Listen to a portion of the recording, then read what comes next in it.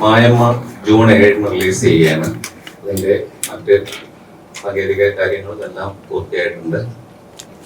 വളരെ ചെറിയ ഒരു സബ്ജക്റ്റ്, അതിൻ്റെ ഒരു നല്ല രീതിയിലുള്ളൊരു തിരക്കഥ, അതിൻ്റെ ചിത്രീകരണം, ഇത്രയും കഴിഞ്ഞ് ഒരു സാധാരണ സിനിമ എന്ന രീതിയിൽ തന്നെയാണ് ഇത് മുന്നോട്ട് പോയിട്ടുള്ളത്. ഒരു പുള്ളുവ പെൺകുട്ടിയും നമ്പൂതിരി യുവാവും തമ്മിലുള്ള പ്രണയം, ആ പ്രണയത്തെ തുടർന്ന് ഈ പെൺകുട്ടിക്ക് സാമൂഹികമായും ആ പശ്ചാത്തലത്തിൽ ഉണ്ടാകുന്ന ബുദ്ധിമുട്ടുകൾ, അതിൽ നിന്ന് ആ പെൺകുട്ടി കരകയറുന്നത്, ആ പുള്ളുവ പെൺകുട്ടിയുടെ സ്ത്രീത്വത്തിനെ വരെ ചോദ്യം ചെയ്യപ്പെട്ടപ്പോൾ അതിൽ നിന്നൊക്കെ ഉള്ള ഒരു പോരാട്ടത്തിലൂടെ, സ്ത്രീത്വത്തിനും അഭിമാനത്തിനും വേണ്ടിയുള്ള അവളുടെ പോരാട്ടത്തിലൂടെ വികസിക്കുന്ന തരത്തിലാണ് ഈ കഥ ഉള്ളത്.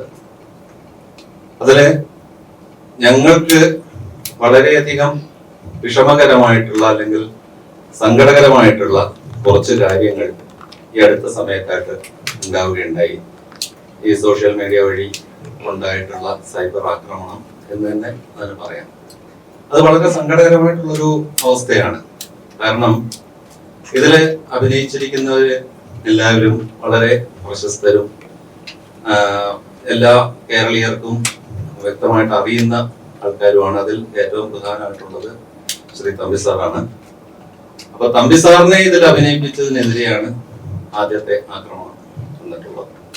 അപ്പൊ തമ്പി സാറ് ഒരു പ്രതിനിധാനം ചെയ്യുന്ന രാഷ്ട്രീയ പാർട്ടിയോ അല്ലെങ്കിൽ അത്തരം ഒരു അവസ്ഥയിലൊന്നും അല്ല തമ്പി സാർ ഈ സിനിമയിലോട്ട് വന്നിട്ടുള്ളത്. തികച്ചും എന്നോടുള്ള ഒരു സ്നേഹം അല്ലെങ്കിൽ താല്പര്യം, വളരെ വർഷങ്ങളായിട്ട് പരസ്പരം അറിയാവുന്ന ഒരു രണ്ട് വ്യക്തിത്വങ്ങൾ എന്ന നിലയിൽ എന്നോടുള്ളൊരു സ്നേഹത്തിന്റെ പുറത്ത് മാത്രമാണ് തമ്പി സാർ ഇതിൽ അഭിനയിച്ചിട്ടുള്ളത്. ഒരു കലാകാരൻ എന്ന നിലയിൽ ഒരു കഥാപാത്രമായിട്ട് മാത്രമാണ് സാർ ഇതിൽ അഭിനയിച്ചത്. എന്നാൽ സോഷ്യൽ മീഡിയകളിലും മറ്റ് മാധ്യമങ്ങളിലൂടെയൊക്കെ, മാധ്യമങ്ങളല്ല, സോഷ്യൽ മീഡിയകളിലൂടെ ഉണ്ടായിട്ടുള്ള ആരോപണം വളരെ മോശകരമായിട്ടുള്ളതായിരുന്നു. ആ സിനിമയിൽ സാർ ഉപയോഗിച്ച കോസ്റ്റ്യൂമിന്റെ കളർ വരെ എടുത്തു പറഞ്ഞ് തീരെ സഭ്യമല്ലാത്ത രീതിയിലുള്ള ആക്രമണമാണ് നടന്നിട്ടുള്ളത്. അതൊക്കെ സങ്കടകരമാണ്. അതുപോലെ ഒരു സ്ത്രീപക്ഷ സിനിമ തന്നെയാണ്. തീർച്ചയായിട്ടും ഒരു ഫീമെയിൽ ഓറിയന്റഡ് അല്ലെങ്കിൽ ഒരു ഹീറോയിൻ ഓറിയന്റഡ് സിനിമ തന്നെയാണ്. മായമ്മ എന്ന് പറയുന്ന പ്രധാന കഥാപാത്രമാണ് അത് അഭിനയിച്ചിരിക്കുന്നത് അങ്കിത വിനോദാണ്. അപ്പൊ ആ മായമ്മയുടെ അച്ഛനായ പുള്ളുവന്റെ കഥാപാത്രമാണ് എനിക്ക്. അപ്പോ ഞാനത് രമേശ് എന്നെ ഈ വേഷത്തിന് വിളിച്ചപ്പോ ഞാൻ രമേശോട് ആദ്യം ചോദിച്ചു, ഞാൻ ആ വേഷത്തിന് ചേരുമെന്നുള്ളതാണല്ലോ. പുള്ളുവന്റെ വേഷത്തിന് എന്റെ ഒരു ബോഡി ലാംഗ്വേജ് ഒക്കെ വെച്ച് ചേരുമെന്നുള്ളതായിരുന്നു എന്റെ സംശയം. രമേശോട് ഇല്ല, സാധാരണ ചെയ്യണം നിർബന്ധപൂർവ്വം പറഞ്ഞപ്പോ ശരി ആയിക്കോട്ടെ. ഒരു സംവിധായകനാണല്ലോ ഒരു നടനെ തീരുമാനിക്കുന്നത്, അല്ലെങ്കിൽ കഥാപാത്രം, പ്രത്യേകിച്ചും രമേശ് തന്നെയാണ് സ്ക്രിപ്റ്റും. അപ്പൊ തിരക്കഥാകൃത്തും സംവിധായകനും ഒരാളാകുമ്പോൾ അയാളുടെ മനസ്സിൽ കഥാപാത്രത്തെ കുറിച്ച് ചിന്ത ഉണ്ടാവും. ഈ കഥാപാത്രം ഇന്ന രൂപത്തിലായിരിക്കണം, ഇന്ന ആളായിരിക്കണം ചെയ്യേണ്ടത്, അല്ലെങ്കിൽ ഇന്ന രൂപമുള്ള ആളായിരിക്കണം ചെയ്യേണ്ടതെന്ന് തീരുമാനിക്കുന്ന തിരക്കഥാകൃത്തും സംവിധായകനുമാണ്. അപ്പൊ അതുകൊണ്ട് ശരിയായിക്കോട്ടെ എന്ന് പറഞ്ഞു. പക്ഷെ എനിക്ക് നല്ലൊരു എക്സ്പീരിയൻസ് ആണ്. കാരണം ഞാൻ ഒരുപാട് സിനിമകൾ അഭിനയിച്ചിട്ടുണ്ട്. എന്റെ സിനിമകളിലും അല്ലാതെ മറ്റു സിനിമകളിൽ അഭിനയിച്ചിട്ടുണ്ടെങ്കിലും ഞാൻ ഇതുവരെ അഭിനയിക്കാത്ത തരത്തിലുള്ള ഒരു കഥാപാത്രം, നായികയുടെ അച്ഛൻ, അങ്ങനെ കഥാപാത്രം ഞാൻ ചെയ്തിട്ടില്ല. അല്ലാതെ പല വേഷങ്ങളും ചെയ്തിട്ടുണ്ട്. പക്ഷെ ഇതില് നായികയുടെ അച്ഛൻ മാത്രമല്ല, ഒരുപാട് നല്ല സെന്റിമെന്റ്സ് ഉള്ള മുഹൂർത്തങ്ങൾ, ഒരുപാട് ഡ്രാമാറ്റിക് ആയിട്ടുള്ള മുഹൂർത്തങ്ങളൊക്കെ അഭിനയിക്കാൻ പറ്റി. ഒരുപാട് സീൻസ് ഒന്നുമില്ല, പക്ഷെ സിനിമയിൽ അതിമധ്യാന്തം എന്ന് പറഞ്ഞു നിൽക്കുന്ന ഒരു കഥാപാത്രം തന്നെയാണ്. പക്ഷെ അത് ഞാനേ ആണ് ഒരു സംവിധായകൻ എന്ന നിലയ്ക്ക് എന്നെ സംബന്ധിച്ചിടത്തോളം ഞാനൊരു നടനായി ഒരു സെറ്റിൽ ഇരിക്കുമ്പോൾ തീർച്ചയായും നമുക്ക് ഒരുപാട് സന്തോഷമുണ്ട്. കാരണം ഒരുപാട് ഒരു റിലാക്സേഷൻ ഉണ്ട്. കാരണം ഒരു സംവിധാനം എന്ന് പറയുമ്പോൾ അതിനകത്ത് ഒരുപാട് ടെൻഷൻ ഉണ്ട്. ഒരു നടനാകുമ്പോഴത്തേക്കും വലിയ ടെൻഷനൊന്നുമില്ല. നമുക്ക് ഇന്ന് സമൂഹത്തിൽ ഏറ്റവും കൂടുതൽ ചർച്ച ചെയ്യപ്പെടുന്ന ഒരു വിഷയമാണ് ജാതീയമായിട്ട് ആൾക്കാരെ ധ്രുവീകരണത്തിലോട്ട് തള്ളിവിടുന്ന ഒരു രീതി. ഇതിനകത്തും വർണ്ണം തന്നെയാണ് വിഷയം, ജാതി തന്നെയാണ്. കാരണം ഒരു പുള്ളോ പെൺകുട്ടി ഒരു നമ്പൂരി യുവാവിനെ കെട്ടുന്നു. ഇതിനുശേഷം ഇവരുടെ ലൈഫിൽ ഈ ജാതീയ വ്യത്യാസം തന്നെയാണ് ഇവരുടെ ലൈഫിനെ ബാധിക്കുന്നത്. ഇവരൊരു ഉയർന്ന ജാതിയിൽപ്പെട്ട കുറച്ചു പേരുടെ സ്ഥലത്തെത്തുകയും അവിടുന്ന് രക്ഷ കിട്ടി വേറൊരു സ്ഥലത്തെത്തുകയും ഇതിനുശേഷം ഈ പെൺകുട്ടിയുടെ ജീവിതത്തിൽ സംഭവിക്കുന്ന സംഭവങ്ങളാണ് സിനിമയിലുള്ളത്. അപ്പം ഒരു പക്ഷേ ഇത് സമൂഹത്തിന്റെ മുമ്പിൽ ഒരു എന്താ പറയാ ഇങ്ങനത്തെ ഒരു പൊളിറ്റിക്കൽ ഒരു ഇന്റർപ്രിട്ടേഷൻ കൂടെ നടത്താൻ സാധ്യതയുള്ള ഒരു വിഷയമാണ്. എന്തായാലും നമുക്ക് ആവശ്യം എന്ന് പറയുന്നത് സമൂഹത്തിന്റെ മുമ്പിൽ ഈ സിനിമ നല്ല രീതിയിൽ എല്ലാവരും കാണാൻ ഇടയാവട്ടെ എന്നുള്ളതാണ്. അതിന് എന്ത് ഈ പറയുന്ന പോലെ തമ്പിച്ചേട്ടനെ അഭിനയിപ്പിച്ചതിൽ ആര് എന്ത് പ്രതികരിച്ചാലും, അതിനെ തെറ്റായി വ്യാഖ്യാനിച്ചാലും, എങ്ങനെ വ്യാഖ്യാനിച്ചാലും ആ വ്യാഖ്യാനങ്ങളൊക്കെ എൻഡ് ഓഫ് ദി ഡേ സിനിമയുടെ കളക്ഷൻ നല്ല രീതിയിൽ ബാധിക്കട്ടെ എന്ന് പ്രാർത്ഥിക്കാം. അതാണ് വേണ്ടത്. കാരണം പ്രൊഡ്യൂസർ നിലനിന്നാൽ മാത്രമേ നമുക്ക് അടുത്തൊരു സിനിമ ഉണ്ടാവുള്ളൂ. ഞങ്ങളുടെയൊക്കെ പ്രാർത്ഥന, കാര്യം നമ്മൾ അഭിനയിച്ചു കഴിഞ്ഞ് പോരുമ്പോ അദ്ദേഹം മണിക്കൂർ പോലും തരാതിരുന്നിട്ടില്ല, എല്ലാം കൃത്യമായിട്ട് തരണം. അപ്പം നമുക്ക് താമസിക്കാൻ സ്ഥലം, കഴിക്കാൻ ഭക്ഷണം, ഉടുക്കാൻ വസ്ത്രം, യാത്ര ചെയ്യാൻ പൈസ എല്ലാം തന്ന ഒരാളോട് നമുക്കുണ്ടാകുന്ന ഒരു നന്ദിയും സ്നേഹവും ഉണ്ടല്ലോ, ഒരു പ്രാർത്ഥനയാണ്. അദ്ദേഹത്തിന്റെ വീട്ടില് അദ്ദേഹത്തിന്റെ ഭാര്യയും മക്കളും കഴിക്കേണ്ട, അല്ലെ അവർ എൻജോയ് ചെയ്യേണ്ട ആ പണം എടുത്തിട്ടാണ് ഞങ്ങൾക്ക് തന്നത്. അപ്പം അതിന് തിരിച്ച് ഞങ്ങൾക്ക് ചെയ്യാൻ പറ്റുന്നത് നമ്മുടെ വർക്ക് പൂർണ്ണമായിട്ടും ആത്മാർത്ഥയോട് ചെയ്യാം. ഒപ്പം നിങ്ങളുടെ മുമ്പിൽ ഈ വർക്ക് നിങ്ങളുടെ അംബാസിഡേഴ്സിനെ പോലെ നിങ്ങളുടെ മുമ്പിൽ നല്ല രീതിയിൽ ഈ സിനിമ എത്തിക്കാം. ഞാന് ഇതുവരെ വളരെ പാവം പിടിച്ച കഥാപാത്രങ്ങളൊക്കെയാണ് പല സിനിമയിലും സീരിയലൊക്കെ ചെയ്തിട്ടുള്ളത്. എന്തായാലും ഇതില് ആദ്യമായിട്ട് മായമ്മ എന്ന കഥാപാത്രത്തിനെതിരെ വില്ലനായിട്ടുള്ള ഒരു ക്യാരക്ടറാണ് ചെയ്തിരിക്കുന്നത്. ഇതിന്റെ ഡയറക്ടർ എന്റെ അടുത്ത് വന്ന ഒരു വില്ലനാണെന്ന് പറഞ്ഞപ്പോൾ, അപ്പോൾ എന്തായാലും അങ്ങനെ ഒരു പരീക്ഷണത്തിന് തയ്യാറായ അദ്ദേഹത്തോട് നന്ദിയുണ്ട്. അതോടൊപ്പം ഇങ്ങനൊരു നമുക്ക് എന്താ പറയാ പഴയകാല നമ്മുടെ നാട്ടുപ്രദേശങ്ങളൊക്കെ ചിത്രീകരിച്ച ഒരു സിനിമയാണ്. ഇത് പുതിയ തലമുറയ്ക്കും എല്ലാവർക്കും കാണാനുള്ള ഒരു അവസരമാണ് മായമ്മയിലൂടെ നമുക്ക് വരുന്നത്. സിനിമയ്ക്ക് ഒരുപാട് വിവാദങ്ങൾ വന്നുകൊണ്ടിരിക്കുന്നു. ഫസ്റ്റ് സംരംഭമാണ്, ഒരുപാട് സിനിമ ഉണ്ടാവും. ആദ്യ സിനിമയിൽ തന്നെ ഇത്ര വിവാദങ്ങൾ വരുമ്പോൾ എന്താ തോന്നുന്നത്? നല്ല പരിഭ്രമമാണ് എനിക്കുള്ളത്. കാരണം എന്ന് വെച്ച് കഴിഞ്ഞാൽ ഒരു പുതുമുഖം എന്നുള്ള രീതിയിൽ നമ്മളൊരു വളരെ ആഗ്രഹിച്ച് മോഹിച്ച് വളരെ വർഷങ്ങൾ കഷ്ടപ്പെട്ട് ഒരു കാര്യം ചെയ്യുമ്പോൾ അതിനെക്കുറിച്ച് അടിസ്ഥാനപരമായിട്ടുള്ള അറിവുകൾ പോലും ഇല്ലാതെ, അല്ലെങ്കിൽ നിങ്ങൾ എന്താണ് ചെയ്തത് എന്ന് മനസ്സിലാക്കാൻ പോലുമുള്ള ഒരു സാമാന്യ ഒരു മര്യാദ കാണിക്കാതെ ഇത്തരം ആരോപണങ്ങൾ അഴിച്ചുവിടുന്നതിനോട് തികഞ്ഞ വിയോജിപ്പാണ് എനിക്കുള്ളത്. അതുകൊണ്ട് തന്നെ ഇത്തരം വ്യാജ ആരോപണങ്ങൾക്ക് ഞങ്ങളെ ഇതുപോലെ പരിഭ്രമിപ്പിക്കാൻ കഴിയും എന്ന് തന്നെയാണ് ഇപ്പൊ ഞാൻ മനസ്സിലാക്കുന്നത്. കാരണം നല്ല പരിഭ്രമമുണ്ട് എനിക്ക് മാനസികമായിട്ട്. പക്ഷെ ഞാൻ ഈ ഒരു തമ്പി സാറിനോട് എന്നെ വിളിച്ചു പറഞ്ഞപ്പോ സാറ് വളരെ ധൈര്യം പോലെയാണ് എനിക്ക് ഉണ്ടായത്. സാരമില്ല, ഇതുപോലെയൊക്കെ ഉണ്ടാവും, അതൊക്കെ നേരിടാൻ പരിശീലിക്കുക എന്ന് മാത്രമാണ് സാർ എൻ്റെ അടുത്ത് പറഞ്ഞത്. ചേട്ടന് അതായത് ഒരാളുടെ പൊളിറ്റിക്സ് അയാളുടെ രാഷ്ട്രീയം അയാളുടെ സ്വന്തമാണ്, അയാളുടെ മാത്രം റിലേറ്റ് ചെയ്യപ്പെടുന്നത്. അത് ഒരു സൊസൈറ്റി വന്നിട്ട് ഇങ്ങനെ ജഡ്ജ് ചെയ്യപ്പെടുന്നതൊക്കെ ഒരു കലാരൂപത്തെ തന്നെ കളിയാക്കുന്ന പോലെ, അല്ലെങ്കിൽ അതിനൊരു മൂല്യം കൊടുക്കാത്ത പോലെ ആയിപ്പോകുന്നത്. ഇതിനകത്ത് ഈ പ്രതികരിച്ചവരുടെ മാനസികാവസ്ഥയെ കുറിച്ച് നമുക്കൊന്നും പറയാൻ പറ്റില്ല. അത് അവരുടെ ഇഷ്ടമാണ്. ഈ പറഞ്ഞ പോലെ നമ്മളും പലപ്പോഴും ജീവിതത്തിൽ പ്രതികരിക്കാറുള്ളത് നമ്മുടെ ഭൗതിക അറിവിന്റെ ബേസ് ചെയ്തിട്ടാണ്. ഈ സിനിമ എന്തിനെ പറ്റിയാ പറയുന്നത്, സിനിമയിലെ കഥ എന്താണ്, അല്ലെങ്കിൽ ഇപ്പം അവര് ക്രിട്ടിസൈസ് ചെയ്തവരുടെ കാഴ്ച, എനിക്ക് തോന്നുന്നു ജെനുവിൻ പൊളിറ്റീഷ്യൻ ഒരിക്കലും ക്രിട്ടിസൈസ് ചെയ്യാൻ പറ്റത്തില്ല. കാരണം ഞാനും ഒരു പൊളിറ്റിക്കൽ ഓർഗനൈസേഷനിൽ വർക്ക് ചെയ്യുന്നതാണ്, ഞാൻ ഔദ്യോഗിക ഭാരവാഹിത്വം വഹിക്കുന്ന ആള് തന്നെയാണ്. അപ്പം അങ്ങനെ നിൽക്കുന്ന ഒരാൾക്കും വേറൊരു പൊളിറ്റിക്കൽ ഓർഗനൈസേഷനിൽ ഉണ്ട് എന്ന് കരുതുന്ന ഒരാളുടെ ചെയ്തികളെ കുറിച്ചിട്ട് നമുക്ക് ക്രിട്ടിക്കലായിട്ട് നിജസ്ഥിതി അറിയാതെ നമുക്ക് ക്രിട്ടിസൈസ് ചെയ്യാൻ പറ്റില്ല. ഇതൊരു പക്ഷേ ചില ക്രിട്ടിസൈസ് ചെയ്ത ആൾക്കാർക്ക് അവർക്കൊരു സന്തോഷത്തിന് വേണ്ടിയോ അവർക്കൊരു പോപ്പുലാരിറ്റിക്ക് വേണ്ടിയോ അവർ ചെയ്തതായിരിക്കും. അറിവില്ലായ്മ എന്നതിനെ പറയാൻ പറ്റുള്ളൂ. അതിനെ നമ്മള് സീരിയസ് ആയിട്ട് കാണണ്ടെന്നാണ് ഞാൻ പറഞ്ഞത്. ഞാൻ എന്റെ വ്യാഖ്യാനം വേറൊരു രീതിയിലാണ്. ഇത് നമുക്കൊരു പോസിറ്റീവായിട്ട് കാണണം എന്നാണ് ഞാൻ ആഗ്രഹിക്കുന്നത്. കാരണം നിങ്ങളിപ്പം ഇത്രയും പേരെ പത്രസമ്മേളനത്തിൽ ഇത്രയും ആൾക്കാരെ വിളിച്ചു വരുത്തിയിട്ടാണ് ഈ പടത്തെ കുറിച്ച് നമ്മൾ സംസാരിക്കുന്നത്. നമുക്ക് 5 പൈസ മുടക്കില്ലാതെ ഒരാൾ നമ്മുടെ കുറ്റം പറഞ്ഞ ജനങ്ങളുടെ ഒപ്പിൽ എത്തിച്ചില്ലേ. അപ്പൊ അദ്ദേഹത്തോട് 1000 നന്ദിയാണ് ഞാൻ ഈ അവസരത്തിൽ പറയാൻ ആഗ്രഹിക്കുന്നത്. ഇനിയും അദ്ദേഹം പറയട്ടെ, നല്ലതല്ലേ, സിനിമക്ക് നല്ലതല്ലേ, ആ രീതി കണ്ടാൽ മതി, അങ്ങനെ വേറൊരു രീതി കാണണ്ട. അദ്ദേഹം രമേശ് ഭായി പറഞ്ഞതിനകത്തൊരു സത്യം എന്ന് വെച്ചാൽ പുള്ളി എഴുതി ഉണ്ടാക്കിയ ഒരു സിനിമ പുള്ളി പിന്നെ ചിന്തിക്കാത്ത തലത്തിൽ അതിനെ ക്രിട്ടിസൈസ് ചെയ്തപ്പോ ഒരു കുഞ്ഞിനെ പറ്റി, ഇപ്പൊ എന്റെ കുഞ്ഞിനെ പറ്റി ആരെങ്കിലും നാട്ടുകാർ കുറ്റം പറഞ്ഞാൽ എനിക്കൊരു വിഷമം ഉണ്ടാവുമല്ലോ.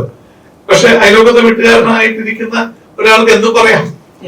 പക്ഷെ നന്നായി കഴിയുമ്പോൾ അയാൾ തന്നെ പറയും എന്റെ അയലോകക്കാരനായിട്ടോ, അത് അവൻ നല്ലവനാ, പണ്ടേ എനിക്കറിയാവുന്നവനാന്ന് പറയും. അപ്പൊ അങ്ങനെ അങ്ങനെ കണ്ടാൽ മതി, അങ്ങനെ ആര് ലെവലിൽ കണ്ടാൽ മതി എന്നാണ് എന്റെ വിശ്വാസം. ചേട്ടാ, ഈ ചിത്രം ഒരു ജാതി വ്യവസ്ഥയെ പണ്ടത്തെ ഇപ്പോഴും ഉണ്ട ഒരു ജാതി വ്യവസ്ഥയെ കുറിച്ച് കാണിക്കുന്നുണ്ട്. കീഴ്ജാതിയുള്ളവരും മേൽജാതി അവരുടെ റിലേഷൻ, അങ്ങനത്തെ ഒരുപാട് ചിത്രങ്ങൾ നമ്മൾ കണ്ടിട്ടുണ്ട്. ഇപ്പോഴും ഒരു ജാതി വ്യവസ്ഥ ഉണ്ടെന്ന് വിശ്വസിക്കുന്നുണ്ട് നമ്മൾ ഇപ്പോഴത്തെ സൊസൈറ്റി? ഈ സമൂഹത്തിലല്ലേ ജീവിക്കുന്നത്? ഇന്ന് ജാതിയുടെ പേരിൽ ഏറ്റവും കൂടുതൽ സംസാരം ഉണ്ടാകുന്നത് എവിടെയാ? ഇന്നല്ലേ? മുൻകാലങ്ങളിൽ ഉണ്ടായിട്ടുണ്ടോ? നമ്മൾ ഇലക്ഷൻ ഇപ്പൊ കഴിഞ്ഞിട്ടില്ലേ ഉള്ളൂ, 4ാം തീയതി റിസൾട്ട് വരുന്നതല്ലേ ഉള്ളൂ. ഈ കഴിഞ്ഞ മാസങ്ങളിലൊക്കെ ഇവിടെ ഏറ്റവും കൂടുതൽ വലിയ നേതാക്കന്മാർ മൈക്കിലൂടെ പ്രസംഗിച്ചുകൊണ്ടിരുന്നത് ജാതിയുടെ പേര് പറഞ്ഞിട്ടല്ലേ. അപ്പം ഇന്ന് ഇത് ശരിക്കും പറഞ്ഞാൽ ആൾക്കാർ വിദ്യാഭ്യാസം കൂടുമ്പോ ആൾക്കാർക്ക് അറിവും വിവരവും കൂടി എന്നാണ് നമ്മൾ സങ്കല്പിക്കുന്നത്. പക്ഷെ ഇത് സ്വയം വിമർശനാത്മകമായിട്ട് ആൾക്കാർ ചിന്തിക്കേണ്ട വിഷയമാണ്. ഇപ്പൊ തന്നെ സിനിമ ഇറങ്ങുന്നതിന് മുമ്പ് തന്നെ ഇത്ര വിവാദങ്ങൾ ഉണ്ടാവുന്നു. സിനിമ ഇറങ്ങിയതിനു ശേഷം ഇതെല്ലാം ഉണ്ടാവട്ടെ, തിയേറ്ററിൽ അത് ആളെ കുട്ടിയാ മതി. ഞാൻ പറഞ്ഞില്ല, ഞാനതിനെ പോസിറ്റീവായിട്ടേ കാണുന്നുള്ളൂ. ഒരു വിമർശനം ഉണ്ടാകാൻ ആൾക്കാർ ഇവിടെ, ഞാൻ ചോദിക്കട്ടെ, നമ്മുടെ ഈ സോഷ്യൽ മീഡിയയിൽ തന്നെ ആൾക്കാർ ഒരു ശ്രദ്ധ കിട്ടാൻ വേണ്ടി എന്തൊക്കെ കാര്യങ്ങളാണ് കാണിച്ചു കൂട്ടുന്നത്. ഇത് ഒന്നും ചെയ്യാതെ കിട്ടിയില്ലേ? ലോട്ടറി അടിച്ചിരിക്കല്ലേ പ്രൊഡ്യൂസർക്ക്? അദ്ദേഹം ഞങ്ങൾക്കൊക്കെ ഭക്ഷണം തന്നതിന് ദൈവം കൊടുത്ത പ്രതിഫലമായിട്ട് ഞാൻ കാണുന്നുള്ളൂ. നല്ല കാര്യമാണ്, നല്ലതാ, സ്നേഹമാണ്, നന്ദിയോടെ പറയണം. ശരിക്കും ടാർഗറ്റ് ചെയ്ത പോലെ തോന്നുന്നുണ്ട്. കാരണം വെച്ചാൽ ഒരു എന്താ പറയാ, ഒരു കോസ്റ്റ്യൂം ഒക്കെ എന്ന് പറഞ്ഞാൽ അവനവന്റെ ആ സിനിമയെ കഥാപാത്രം റിലേറ്റ് ചെയ്ത് അതൊന്നും പ്യൂർ പൊളിറ്റീഷ്യൻസ് അല്ല. ഞാൻ സീരിയസ് ആയിട്ട് പറഞ്ഞത്. ഇപ്പം ചേട്ടൻ തമ്പിച്ചേട്ടൻ വിശ്വ ഹിന്ദു പരിഷത്തിന്റെ ഒരു ഭാരവാഹി, ഞാൻ കമ്മ്യൂണിസ്റ്റ് പാർട്ടിയുടെ ഒരു ഭാരവാഹിയാണ്. ഇതുകൊണ്ട് ഞങ്ങൾ അടുത്തിരിക്കരുതെന്നോ, ഞങ്ങളുടെ പൊളിറ്റിക്സ് ഞങ്ങളുടെ ഉള്ളിൽ നിന്നുകൊണ്ട് ഞങ്ങളുടെ മേഖലയിൽ പോകുമ്പോൾ ഞങ്ങളുടെ പൊളിറ്റിക്സ് ഞങ്ങൾ പ്രചരിപ്പിക്കുക തന്നെ ചെയ്യും. അവിടെ നമുക്ക് പൊളിറ്റിക്സിന് ആശയപരമായിട്ടാണ് നമ്മൾ വേർതിരിഞ്ഞ് നിൽക്കുന്നത്, വ്യക്തികളോടല്ല വിരോധം, ആശയപരമായിട്ടാണ്. പക്ഷെ ക്രിട്ടിസൈസ് ചെയ്യാൻ നിൽക്കുന്നവരെ സംബന്ധിച്ച് അവർ വ്യക്തികളിലോട്ടാണ്, വ്യക്തിയധിഷ്ഠിതമായിട്ട് പരാമർശത്തിലോട്ട് പോകുന്നതാണ്. അത് കുറച്ചു കാലത്തെ ലോകപരിചയം വരുമ്പോൾ അത് മാറിക്കോളും. ഇപ്പൊ മമ്മൂക്കയ്ക്കെതിരായിട്ട് യാതൊരു അടിസ്ഥാനമില്ലാത്ത കുറെ ആരോപണങ്ങളും ചില സിനിമകള് ചില അജണ്ടകൾ പ്രകാരം മാത്രം നിർമ്മിച്ചവയാണെന്ന് സ്ഥാപിച്ചെടുക്കാനും ശ്രമിക്കുന്നുണ്ട്. ഇതിനോട് പൊതുവെ സിനിമ മേഖലയിലുള്ളവർ പലരും പ്രതികരിച്ചു കണ്ടില്ല. ഇങ്ങനെ പ്രതികരിക്കാതിരിക്കുന്നതും ഒരു അജണ്ടയുടെ ഭാഗമാണ്. അത് വളരെ നല്ല ചോദ്യമാണ്. അത് ഞാൻ പ്രതികരിക്കണം എന്ന് ആഗ്രഹിച്ചിരുന്ന ഒരു ചോദ്യം കൂടിയാണ്. കാരണം മമ്മൂക്കയെ സംബന്ധിച്ച് പറയുകയാണെങ്കിൽ ഇത്രയും സെക്യുലർ ആയിട്ട് ചിന്തിക്കുന്ന ഒരു നടൻ ഇന്ത്യയിലുണ്ടോ എന്ന് എനിക്ക് സംശയമാണ്. കാരണം അദ്ദേഹം കൊണ്ടുവന്നിട്ടുള്ള ആർട്ടിസ്റ്റുകളെ ആലോചിച്ചു. ഞാൻ എന്റെ ഉദാഹരണം വേറെ ആരും എടുക്കണ്ട. ഞാൻ സീരിയലിൽ അഭിനയിച്ചുകൊണ്ടിരുന്ന ഒരാളാണ്. ആ സീരിയലിൽ നിന്ന് എന്നെ സിനിമയിൽ കൊണ്ടുവന്നു. പരന്തിലായാലും രൗദ്രത്തിലായാലും അണ്ണന്തമ്പിയിലായാലും കിങ് ആൻഡ് ദ കമ്മീഷണറിലായാലും എന്നെ പോലത്തെ ഒരു നടനെ സീരിയലിൽ നിന്ന് ഒരിക്കൽ പോലും ചാൻസ് ചോദിക്കാതിരുന്നിട്ട് പോലും എന്നെ കൈപിടിച്ച് സിനിമയിൽ കൊണ്ടുവന്ന് എന്നെ ഒരു വില്ലൻ വേഷം ചെയ്യാൻ പറ്റുന്ന പരുവത്തിൽ ഒരു നടനാക്കിയത് അദ്ദേഹമല്ലേ. ഞാൻ മുസൽമാനല്ല, ഞാൻ നായരാണ്, ജനനം കൊണ്ട് നായരാണ്. അദ്ദേഹം മുസൽമാനാണ്. പക്ഷെ അദ്ദേഹം പിന്നെ അദ്ദേഹത്തിന്റെ ജാതിയിലോ മതത്തിലോ പെട്ട ആരെങ്കിലും കൊണ്ടുവന്നാൽ മതിയായിരുന്നല്ലോ. അദ്ദേഹം അങ്ങനെ ശ്രമിച്ചിട്ടുണ്ടോ? ഇനി അദ്ദേഹം ആ ജാതിയിലോ മതത്തിലോ പെട്ട ആരെങ്കിലും കൊണ്ടുവന്നത് എസ്റ്റാബ്ലിഷ്ഡ് ആക്കിയതായി ആർക്കെങ്കിലും ക്രിട്ടിസൈസ് ചെയ്യാൻ പറ്റുമോ? അദ്ദേഹം അതിനൊക്കെ അപ്പുറത്ത് നിൽക്കുന്ന അദ്ദേഹത്തിന്റെ വലിപ്പമൊന്നും ഈ ക്രിട്ടിസൈസ് ചെയ്ത ആൾക്കാർക്ക് മനസ്സിലാക്കാനുള്ള വിവരമില്ല, മനസ്സില്ല. ഞാൻ പറഞ്ഞില്ല, മമ്മൂക്കയെ പോലത്തെ ഇത്രയും, കാരണം അദ്ദേഹം ഒരുപാട് ജനങ്ങളെ പ്രവർത്തനം ചെയ്യുന്നതാണ്. അദ്ദേഹത്തിന് അത്യാവശ്യം വിദ്യാഭ്യാസമുണ്ട്, വിവരമുണ്ട്. അദ്ദേഹത്തെ ക്രിട്ടിസൈസ് ചെയ്യാൻ ആരെങ്കിലും മുതിരുന്നുണ്ടെങ്കിൽ അവരുടെ വിവരമില്ലായ്മയായിട്ടേ കാണുന്നുള്ളൂ. അതിനെതിരെ താരസംഘടനയോ അല്ലെങ്കിൽ മറ്റ് അസോസിയേഷൻസോ ഇടപെടാതിരുന്നത് അപലപനീയമാണ്, തെറ്റാണ്. നമുക്ക് പുറത്തൊരാളെ ക്രിട്ടിസൈസ് ചെയ്യുമ്പോൾ ആദ്യം ഇടപെടേണ്ടത് അമ്മ എന്ന് പറഞ്ഞ സംഘടനയാണ്. ഞാനതിന്റെ മെമ്പർ തന്നെയാണ്. പക്ഷെ ഞാൻ അതിൽ എനിക്ക് തോന്നുന്നു അത് കുറവായിപ്പോയി, അത് പോരായിരുന്നു, ശക്തമായിട്ട് ഇടപെടണമായിരുന്നു.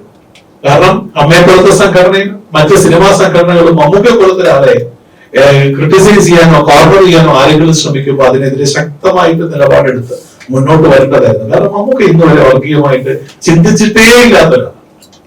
ഞാൻ എന്റെ ജീവിതം ഉദാഹരിച്ചുകൊണ്ട് ഞാൻ പറയുക, വേറെ ആരുടെ ജീവിതം ഞാൻ എടുക്കേണ്ടത്. എന്റെ ജീവിതം ഉദാഹരിച്ചുകൊണ്ട് ഞാൻ പറയുകയാണ്, എനിക്കൊരു ജീവിതം ഉണ്ടാക്കി തരാൻ ഒരിക്കലും ചാൻസ് ചോദിക്കാതിരുന്നിട്ട് ഒരു ചേർത്തിലെ കിടക്കുന്ന എന്നെ വിളിച്ചൊരു വേഷം തന്ന് 1 4 5 സിനിമകൾ തന്ന് എന്നെ രക്ഷപ്പെടുത്താൻ ശ്രമിച്ച ഒരു വലിയ നടനാണ്. അദ്ദേഹത്തിന്റെ ഉള്ളിൽ സെക്യുലറിസം മാത്രമേ ഉള്ളൂ. നമുക്ക് വളർന്ന് പന്തലിച്ച് ഇനി അദ്ദേഹത്തെ കണ്ട് മറ്റുള്ളവർ വളരാൻ ആഗ്രഹിക്കേണ്ട രീതിയിൽ അദ്ദേഹം വളർന്നിരിക്കുകയാണ്.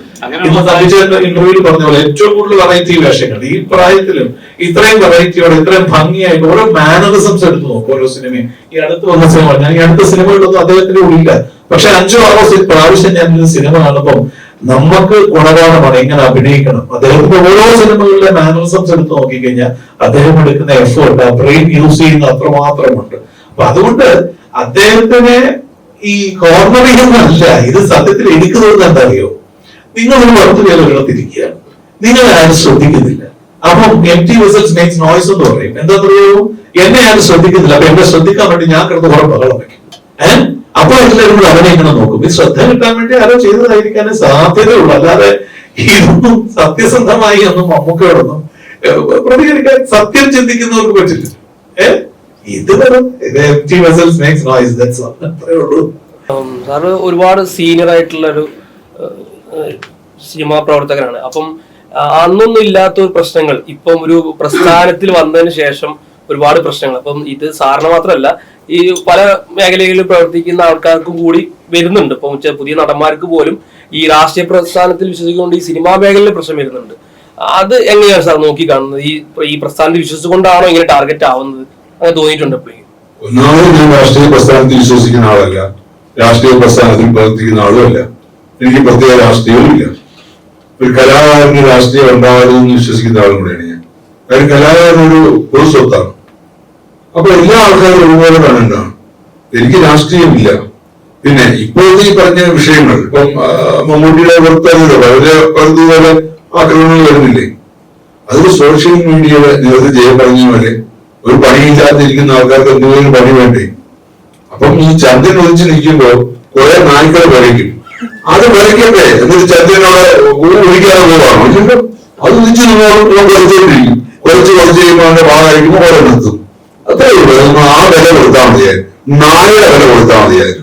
ഇത് മായമ്മ എന്ന് പറയുന്ന ഒരു വിമൻ ഓറിയന്റഡ് മൂവിയാണെന്ന് സാർ പറഞ്ഞല്ലോ. അപ്പോ നമ്മുടെ കാനിൽ ഇപ്പൊ അവാർഡൊക്കെ മേടിച്ച മൂവിയുടെ അവരുടെ ആ ഒരു ചർച്ചയുടെ അല്ലെങ്കിൽ സംസാരത്തിന്റെ സമയത്തൊക്കെ പറഞ്ഞു കേട്ടു, അത് പ്രൊഡ്യൂസറിനെയൊക്കെ അവർ സമീപിച്ച സമയത്ത് മൂവി വിമൺ ഓറിയന്റഡ് ആയതുകൊണ്ട് പലരും പുറകിലേക്ക് മാറിയ ചില അനുഭവങ്ങൾ ഉണ്ടായെന്നുള്ളത്. അതുപോലെ നമ്മുടെ മായമ്മയ്ക്ക് എന്തെങ്കിലും തിക്ത അനുഭവങ്ങൾ ഇതുമായിട്ട് മുന്നോട്ട് പോയപ്പോ ഉണ്ടായോ, വുമൺ ഓറിയന്റഡ് ആയതുകൊണ്ട്? ഇല്ല, ഒരിക്കലും ഉണ്ടായിട്ടില്ല.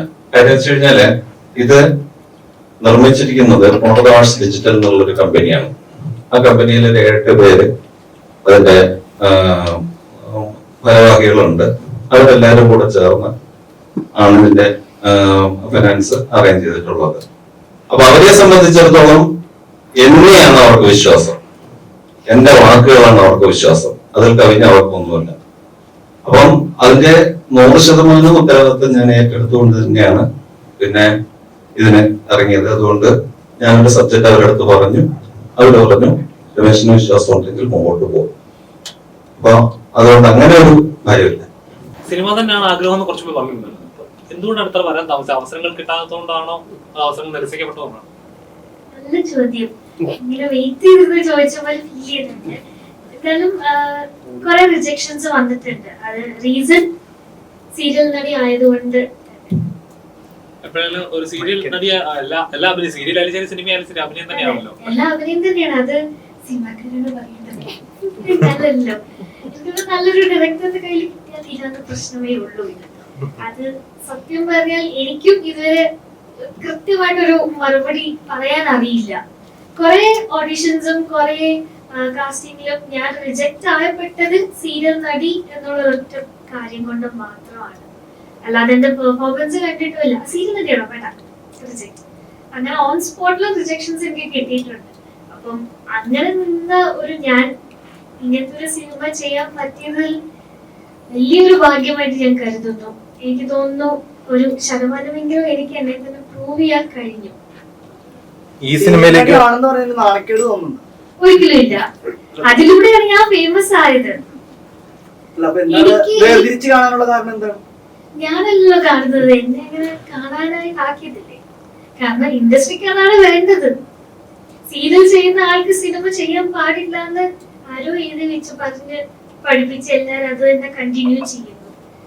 ഞാൻ പറഞ്ഞ പോലെ എനിക്ക് കുറെ റിജക്ഷൻസ് വന്നു. ഞാൻ ശരി ഓക്കെ സിനിമ ചെയ്യാം എന്നും പറഞ്ഞാണ് ഞാൻ സീരിയലിൽ നിന്ന് ബ്രേക്ക് എടുത്തപ്പോൾ ഇത് ചെയ്തത്. 2 മൂവീസ് ചെയ്തു. ഞാൻ ഒരിക്കലും വേർതിരിച്ച് കണ്ടിട്ടില്ല. എനിക്ക് 2 അഭിനയമാണ്. ഞാൻ എന്നെ ആൾക്കാർ അറിയുന്നതും ഇപ്പോഴും അറിയുന്നത് സീരിയലിലൂടെയാണ്. ചേച്ചി ഫേസ് ചെയ്തിട്ടുണ്ടോ?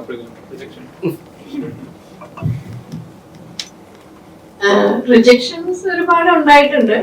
പക്ഷെ ഈ പറഞ്ഞ പോലെ ഒരു സീരിയൽ നടി ആയതുകൊണ്ട് എന്തോ ഭാഗ്യത്തിന് എന്നെ അങ്ങനെ മാറ്റി നിർത്തപ്പെട്ടിട്ടില്ല.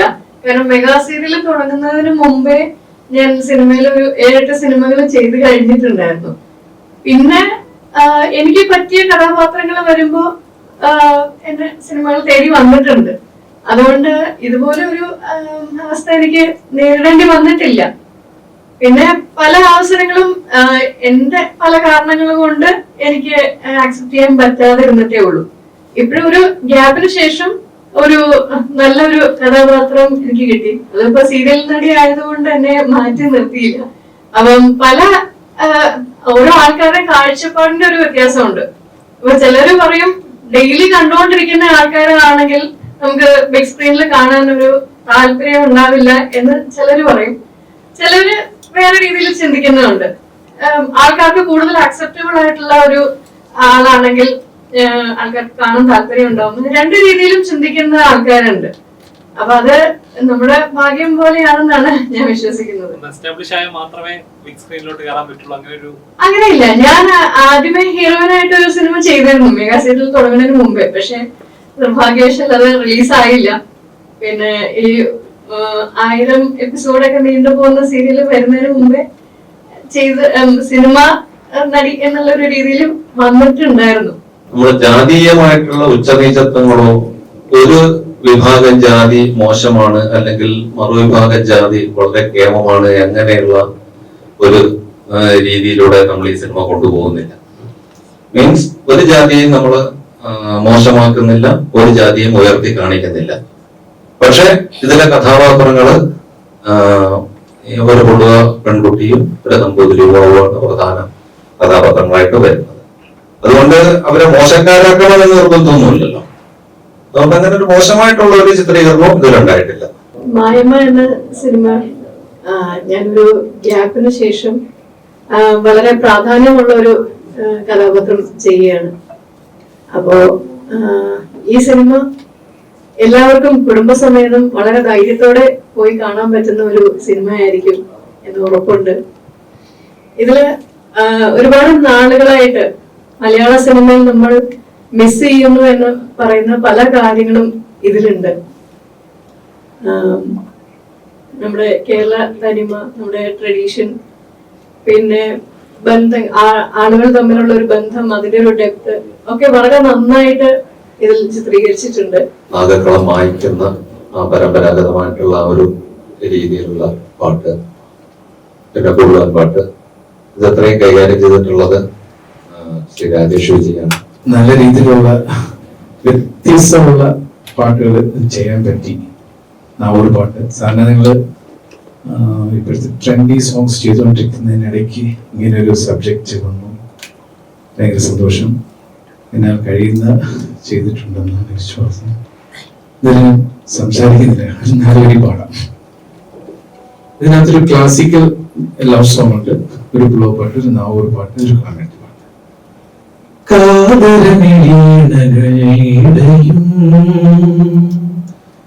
തരുളിതമനമതിലതിയും പറയാനീനി എഴുതാമതു അനുപദമതികരലയസുരവിലയാമം കാതരമിഴീണകൾ ഇടയും. ഇതിനകത്തുള്ള ഒരു ക്ലാസിക്കൽ ലവ് സോങ് ആണ്. എന്റെ ആദ്യത്തെ സംരംഭമാണ് മായമ്മ. ഈ 5 പടത്തിന് മുമ്പ് തന്നെയാണ് ഞങ്ങളുടെ മായമ്മയുടെ കൂട്ടായ പ്രവർത്തനം തുടങ്ങിയത്. അതിലൊരു മുൻഷുമാഷ് എന്ന കഥാപാത്രത്തോടെയാണ് എനിക്ക് കിട്ടിയിരിക്കുന്നത്. ഇതിലെ നായകനായിട്ട് അഭിനയിച്ചിട്ടുള്ളത് അരുൺ ഉണ്ണിയാണ്. ഒറ്റപ്പാലം സ്വദേശിയാണ്. നേരത്തെ സിനിമയിലെ അസിസ്റ്റന്റ് ഡയറക്ടറായിട്ട് വർക്ക് ചെയ്തിട്ടുള്ള ആളും കൂടെയാണ്. അരുണിന്റെ വാക്കുകളും. നമസ്കാരം, എൻ്റെ പേര് അരുൺ ഉണ്ണി. എനിക്കിവിടെ വേദിയിലിരിക്കുന്ന വിശിഷ്ട വ്യക്തികൾ പറയുന്നതിനപ്പുറത്തേക്ക് എനിക്ക് ഒന്നും പറയാനില്ല. എല്ലാം എല്ലാവരും പറഞ്ഞു കഴിഞ്ഞു. ഒരുപാട് സന്തോഷമുണ്ട്. ഇതിലെ നായിക അങ്കിത വിനോദ്.